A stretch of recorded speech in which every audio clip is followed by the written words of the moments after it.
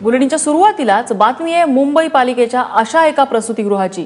या प्रसूतिगृहात बाळांचा नाही तर दररोज नवनव्या अनैतिक धंद्यांचा जन्म होतोय। पालिकेच्या अक्षम्य दुर्लक्षामुळे या प्रसूतिगृहाची अत्यंत भयावह अवस्था झाली आहे।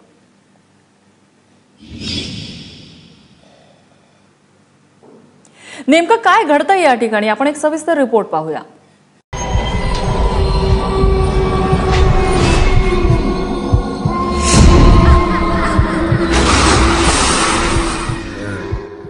एखाद्या हॉरर फिल्मसाठी याहून परफेक्ट लोकेशन मुंबईत शोधून सापडणार नाही, मात्र प्रत्यक्षात ही प्रसूतिगृहासाठी मुंबई महापालिकेने उभारलेली इमारत आहे।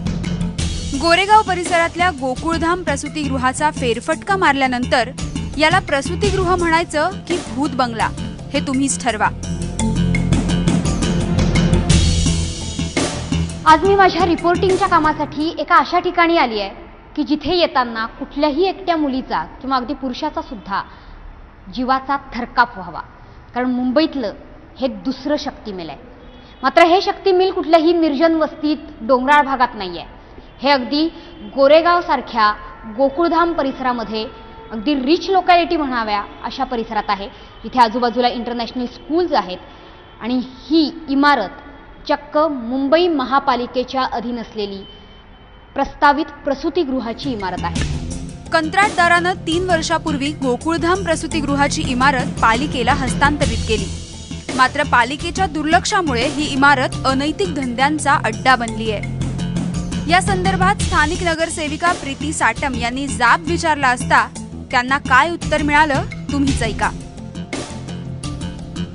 मी आज 4 महिने झाले फॉलोअप घेते, तर त्यांचं दुसरं उत्तर होतं की कर्मचाऱ्यांची संख्या म्हणजे कर्मचारी आम्हाला म्हणजे कमी, त्यांचं ते कारण आहे म्हणजे कर्मचारी कमी पडतात। दर दिवसाला हजारोने नर्सेस डॉक्टर्स पदवीधर होऊन पास होऊन बाहेर पडतात, तरी सुद्धा आपल्या प्रसूतिगृहामध्ये आपल्या मुंबई महानगरच्या प्रसूतिगृहामध्ये कर्मचाऱ्यांची संख्या तुटपुंजी का आहे? प्रशासनाने हे उत्तर दिलं आहे की जे सिक्युरिटी गार्ड जिथे नाही आहे ते आम्ही लावणार आहोत आणि नवीन आम्ही टेंडरिंग सुरू करणार आणि लवकरच त्याच्याबद्दल आम्ही कारवाई करणार आहोत। आणि जे तिथे जो काही प्रकार घडतोय त्याची आम्ही पूर्णतः डिटेलमध्ये आम्ही माहिती घेऊ आणि त्याच्यावर योग्य ती कारवाई। एक वेळ सुविधा नको, पण किमान अशी भयावह इमारतही नको अशी भावना इथे येऊन मला आता सध्या वाटते।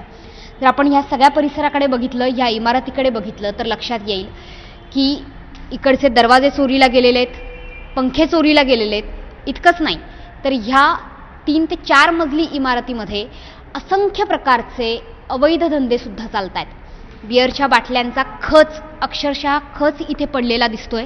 अगदी प्रत्येक मजल्यावर अशा प्रकारच्या बिअरच्या बाटल्या, प्रत्येक रूममध्ये आपल्याला सिगरेटची पाकिटं सापडतात।